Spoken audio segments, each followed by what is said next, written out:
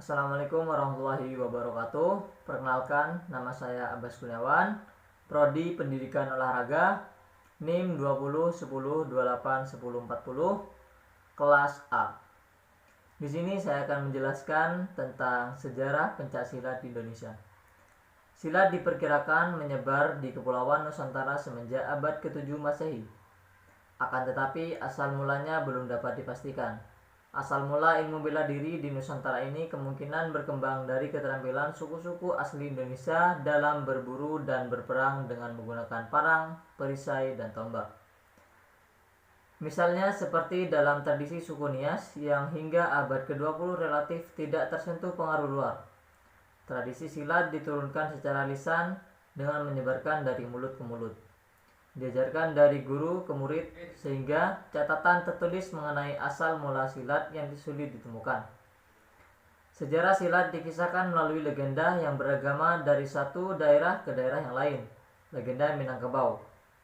Sejarah perkembangan silat sudah dimulai sejak perkembangan zaman kerajaan, kemudian zaman penjajahan Belanda, dan yang terakhir ketika zaman kemerdekaan.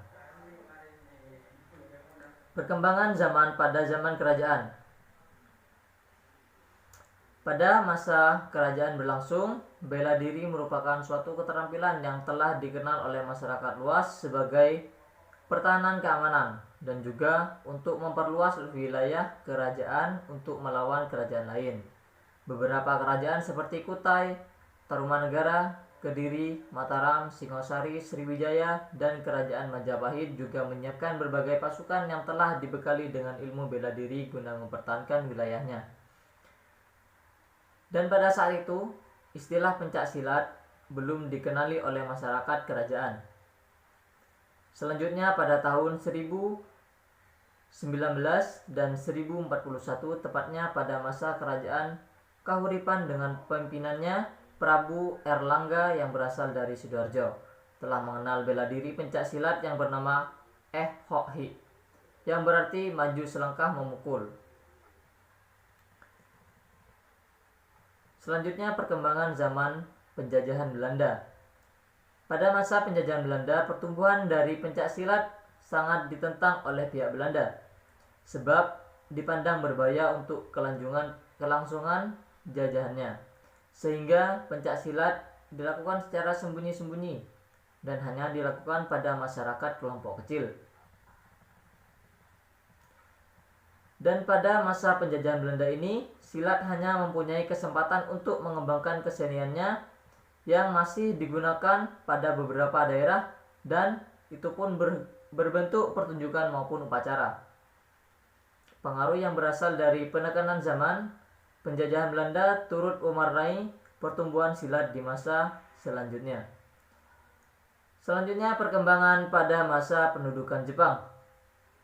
Berbeda dengan zaman Belanda yang menentang pertumbuhan pencaksilat, pada masa pendudukan Jepang, pencaksilat sangatlah didukung serta dikembangkan guna sebagai kepentingan Jepang sendiri, yaitu untuk mengorbankan semangat pertahanan untuk menghadapi serangan sekutu.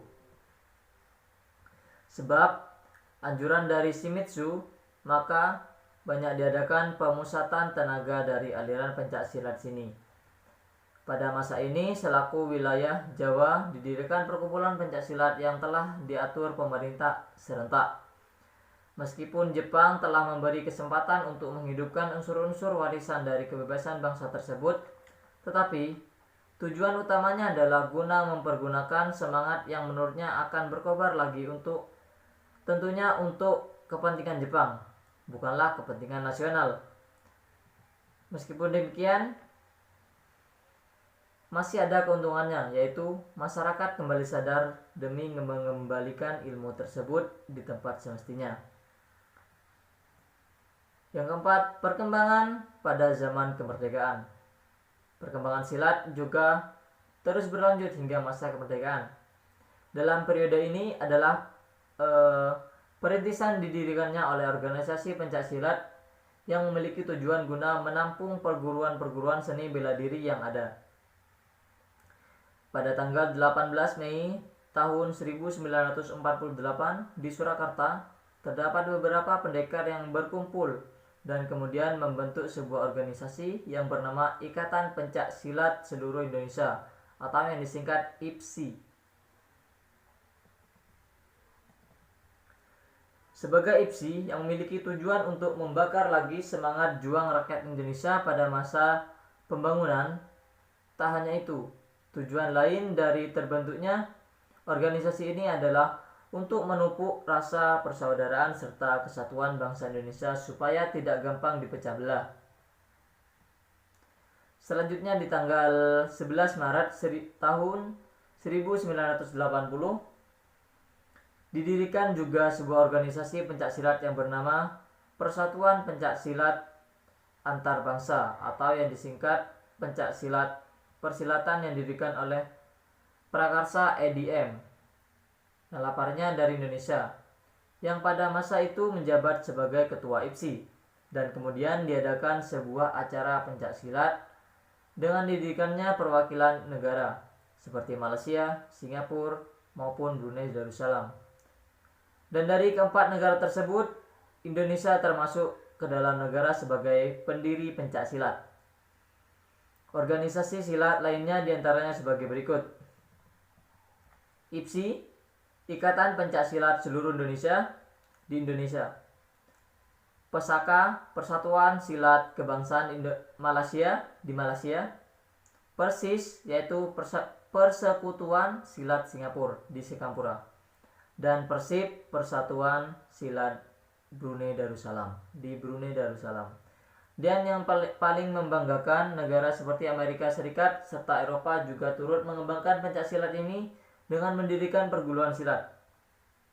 Dan hingga sekarang silat telah ditetapkan sebagai salah satu cabang olahraga resmi yang dipertandingkan dalam pertandingan internasional, terutama pertandingan SEA Games